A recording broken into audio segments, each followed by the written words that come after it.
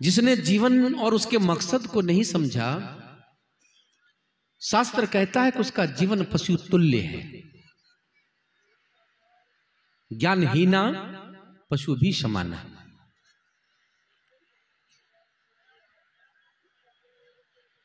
तो जीवन किस लिए? और आज जिस शब्द पर परिचर्चा हो रही है, यह शब्द ऐसा है कि आप चाह के भी इससे अलग नहीं रख सकते अपने को।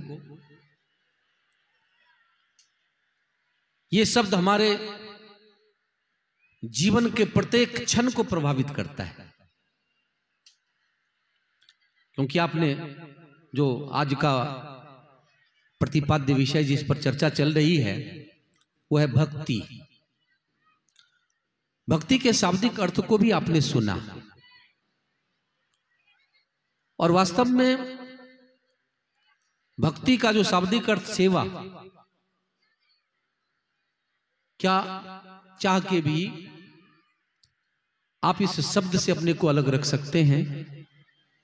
क्योंकि आपके जीवन का विकास, जीवन की प्रगति और जीवन में सुख के साधन, जितने साधन बनते हैं, सब इसी शब्द पर आधारित है।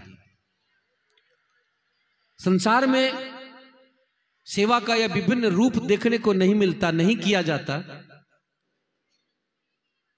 तो आपके जीवन में विकास की गति अवरुद्ध हो गई होती, कुछ भी नहीं होते। हां, जीवन जीने के लिए इस शब्द का महत्व आप समझ रहे हैं। मैं किसी चीज की सेवा करूं, उसके बदले में जो मिलेगा उससे जीवन चलेगा। और जीवन 50, 75, 100 वर्ष के लिए हमारे पास होता है। इस जीवन से आपको अलग होना पड़ता है।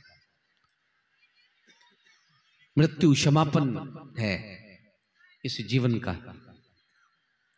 कैसी समापन के साथ सब कुछ खत्म हो जाता है? नहीं। जीवन का जो मूल कारण है, जिसे आप जीव आत्मा कहते हैं, वस्तुतः उसके भीतर की जो प्यास है, चल के जहां जाना चाहता है, उसका जो प्राप्तव्य है, यह यात्रा आज की यात्रा नहीं है। भगवान बुद्ध ने एक छोटा सा आंकड़ा दिया कि जब से ये जीवन चक्र प्रारंभ हुआ और इस सिलसिले में जितने जीवन को हमने जिया है और उस जीवन में जितनी परिस्थितियां रही हैं और उन परिस्थितियों के कारण जितना रोना पड़ा है, यदि उन समस्त आंसुओं के बूंदों को एकत्र किया जाए तो एक समुद्र बन जा सकता है। कितने जीवन को जिया है हमने। ये जीवन यात्रा न जाने कब से, किस मकसद के लिए। जब तक जीवन में होते हैं तब तक निरंतर संघर्ष में रहते हैं। किस उद्देश्य के लिए? बस एक शब्द है, एक चीज पाना चाहते हैं आप। दुनिया की जितनी व्यवस्थाएं हैं, जो कुछ भी आप अपने जीवन की उपलब्धि चाहते हैं, इसी एक शब्द के लिए, और उस शब्द है सुख। सुख। मनुष्य जीवन की बात आप छोड़ दें, जितने जीवन हैं उस जीवन में भी इसी शब्द के लिए संघर्ष था, इसी शब्द के लिए सब कुछ था, इसी सुख के लिए। कैसा सुख? कैसा सुख? और ये आपके जीवन का अत्यंत गंभीरतम सवाल है। कैसा सुख? और ऐसा सवाल है कि देखिए, आज के इस पाठ में जो आपके सामने प्रस्तुत किया गया, ब्रह्म विचार में प्रवीण ऋषिगण, महर्षिगण, शिव, अज, सुख, सनकादिक, नारद, सबके सब आए हैं। क्या? क्यों? ऐसे ऐसे ऋषि महर्षिगण क्यों आए हैं? बस हम लोगों के जीवन की यही जो प्रमुख समस्या है कि आप सुख के ऐसे मुकाम तक पहुंचना चाहते हैं, ऐसा सुख चाहते हैं जिस सुख के बाद पूर्णतः दुख का समापन हो जाए, खत्म हो जाए। संसार में भी कुछ ऐसे क्षण आए, लेकिन क्या हुआ, आया और गया, प्रतिभासित, संतुष्ट नहीं हुए। कहां ऐसा सुख मिल सकता है? संसार में ढूंढा आपने, इतिहास प्रमाणित है, बड़े बड़े राजा महाराजा लोग हुए जिनके पास साधनों की कमी नहीं थी, लेकिन उनके तरफ से भी ये फरमान नहीं आया कि दुनिया के साधन को बढ़ाओ और पूर्ण रूप से सुखी हो जाओ। ऐसा नहीं हुआ। लेकिन जिसने अपनी दिशा बदल दी, उसने डंके की चोट में कहा, भगवान बुद्ध ने कहा, राज सुख में रहते हुए कभी उन्होंने नहीं कहा कि अब मैंने दुख की सीमा को पार कर लिया। लेकिन जब उन्होंने भक्ति के पराकाष्ठा को प्राप्त किया, उस तत्व का दर्शन किया, उस परम तत्व को प्राप्त किया, तब उन्होंने कहा था, ऐ निर्वाण करता, तुझे ढूंढने में मुझे 550 जन्म लेने पड़े हैं, लेकिन अब मैंने दुख के समस्त कारणों को मिटा डाला है। अब शरीर होने के कारण को मिटा डाला है। भगवान बुद्ध कहां पाया, क्या पाया, कहां की यात्रा हुई? संत लोग कहते हैं ये यात्रा एक छोटी सी यात्रा है, कोई बहुत बड़ी यात्रा नहीं है, एक छोटी सी यात्रा। कहां से? अपने से अपने तक की यात्रा। आप कहेंगे ये भी कोई यात्रा है? अपने से अपने तक की यात्रा। बस इसी छोटी यात्रा के लिए संत लोग कहते हैं कि तुम्हें सेवा जो बाहर की तरफ तुम्हारी हो रही है, और इस सेवा से संतुष्टिदायक सुख नहीं मिल रहा है, तुम्हें पूर्ण सुख की प्राप्ति नहीं हो रही है, शाश्वत सुख की प्राप्ति नहीं हो रही है, अब तुम चलो भीतर, अंदर चलो,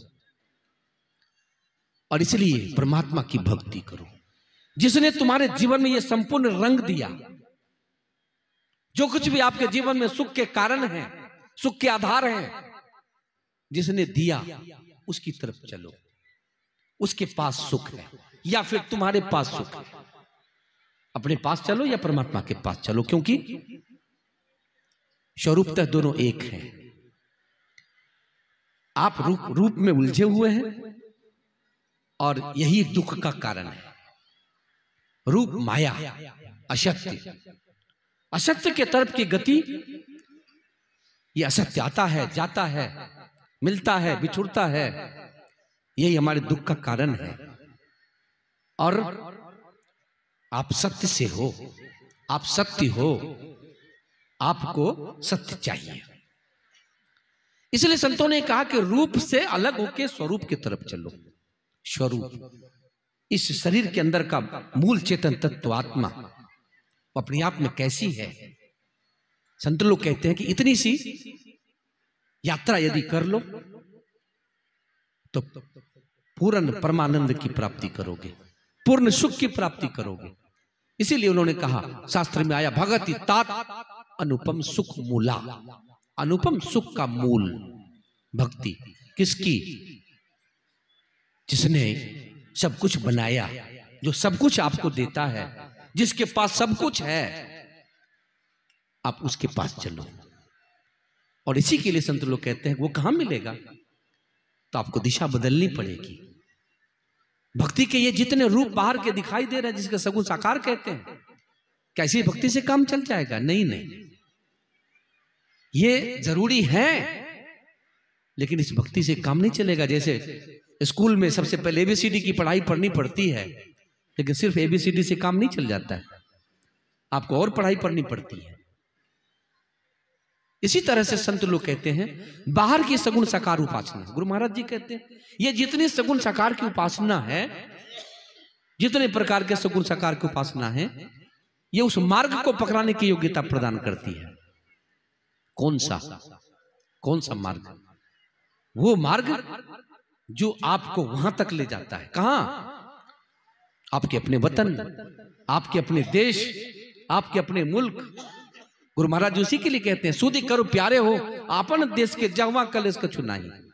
अद्भुत अंतर की डगड़िया जा पर चल प्रभु मिलते। अद्भुत आश्चर्यजनक है, जिस पर चल के परमात्मा की प्राप्ति होती है। वो मार्ग क्या बाहर में है? नहीं, आपके भीतर। कहां? किसी भी व्यक्ति का मार्ग जहां वो होता है वहीं से प्रारंभ होता है। आप जहां बैठे वहीं से आपका मार्ग है। तो जीवात्मा रहती कहां है? दोनों नेत्रों के बीच में, तो मार्ग वहीं से है। इसलिए संतों ने कहा, यदि आप उस मार्ग को पाना चाहते हो तो सदगुरु की सदयुक्ति जानो। सदगुरु की सदयुक्ति से ही वो मार्ग मिलेगा जो आपके भीतर है। अद्भुत अंतर की डगड़िया। कैसे? हम सभी लोग सौभाग्यशाली हैं कि कैसे महान संत गुरु के रूप में हमें प्राप्त हुए हैं, जिन्होंने इस क्रिया को इतना सरल कर दिया, इतना आसान कर दिया कि इसमें कोई पढ़े लिखे या धनी गरीब ऐसा नहीं है कि उन्हीं लोगों से संभव है। जितने मनुष्यधारी, गुरु महाराज ने स्पष्ट शब्द में कहा, जितने मनुष्यधारी हैं प्रभु भक्ति कर सकते सभी। और उस भक्ति का प्रारंभ सगुण साकार से, लेकिन इसका अंत कबीर ने कहा, संत कबीर ने, सरगुण की सेवा करो, निर्गुण का करो ज्ञान, और निर्गुण सरगुण के पड़े तहां हमारा ध्यान। हमारा मंजिल कहां है? निर्गुण और सगुण के पड़े। प्रारंभ में सगुण साकार उपासना आपको करनी पड़ती है, लेकिन निर्गुण निराकार की उपासना के लिए आपको अंदर चल के उसी मार्ग की प्राप्ति करनी पड़ेगी। और इसलिए गुरु महाराज जी ने कहा कि खोजो पंथी पंथ तेरे घट भीतरे, तू अरो तेरो पीव भी घट ही अंतरे। तू यात्री पीव मिलन को जो चाहू, तो घट ही पंथ निहारू विलंब न लावो। और घट के इसी पंथ पर आपको चलना है। तो क्या है कि बाहर की तरफ से आपको सिमटाव करना पड़ेगा, बाहर की वृत्ति आपको सिमेटनी पड़ेगी। अंदर आपको चलने के लिए बाहर के सभी चीजों से आपको मुक्त होना पड़ेगा। और इसी के लिए अंदर की गति हो जाए, उसके लिए है दृष्टि योग की क्रिया। आपके पास दोनों दृष्टि धारे देखने की शक्ति, ये बड़ी विलक्षण चीज है, अद्भुत चीज है। इस दृष्टि को हमने बाहर फैला रखा है। और फिर अब देखिए क्या है, नाना प्रकार की दिक्कतें और परेशानियां आपके जीवन में। इसी दृष्टि को संत लोग कहते हैं, जब तुम अपने अंदर गुरु के बताए हुए संकेत के मुताबिक तुम एकत्र करोगे, सिमटाव की स्थिति में लाओगे, एक बिंदुता पर लाके केंद्रित करोगे, तो समझ लो कि तुम्हें मार्ग की प्राप्ति हो गई। एक बिंदुता ही बिंदु राह से निकल बहादुर। एक बिंदुता ही वो मार्ग है जिसको अनेक नामों से जाना जाता है। उसी का नाम दशम द्वार भी है, सहरग, सुषुम्ना, आज्ञा चक्र, बहुत सारे नाम इसके हैं। रास्ता सहरग में है दिलबर पे जाने के लिए, इसलिए सहरग शब्द उसी मार्ग के लिए आया है। आज्ञा चक्र उसी के लिए, देखिए दशम द्वार उसी के लिए, शिवनेत्र उसी के लिए। ध्यान दोनों दृष्टि की मतलब एकता, दोनों दृष्टि को एक बिंदुता पर केंद्रित करना, ये बिंदु ध्यान है। और इस बिंदु ध्यान को जब आप करते हैं और आपको ये प्राप्त होती है एक बिंदुता, परमात्मा ने आने का मार्ग तो दे दिया, लेकिन ये मार्ग नीचे से ऊपर जाने का मार्ग है, ऊर्ध्वरेता मार्ग है। उस पर चलने का और आधार चाहिए। ज्योति की प्राप्ति हो गई, लेकिन अब ऊपर की यात्रा का एक आधार आपको चाहिए। और उसी आधार के लिए संत कबीर साहब ने कहा, साधो शब्द साधना कीजिए, यही शब्द से प्रकट भय सब, सोई शब्द गही लीजिए। उस शब्द को पकड़ो, और वो शब्द परमात्मा का शब्द है। परमात्मा के यहां से आता है, कहां तक आता है? बस उस मार्ग के उस प्रथम चिन्ह पर, बिंदु पर जब आप केंद्रित होते हैं, तो वहां परमात्मा के बुलाने की वो आवाज सुन, लामका पे पहुंच के तेरी पुकार है आ रही सदा से सदा यार देखना। वो परमात्मा जब से परमात्मा से बिछुड़े हैं, अलग हुए हैं, तभी से ये आवाज निरंतर आपको बुलाने के लिए आ रही है। इसीलिए कहते हैं कुदरती काबे की तू मेहराब में सुन गौर से, है आ रही दूर से सदा तेरे बुलाने के लिए, आवाज सदा से आ रही है। इसी के लिए संत लोग कहते हैं कि उस आवाज को आप बिंदु पर पकड़ते हैं। इसके लिए भी आपको गुरु की और युक्ति की आवश्यकता पड़ती है, जिसका नाम है नाद अनुसंधान, शब्द की खोज।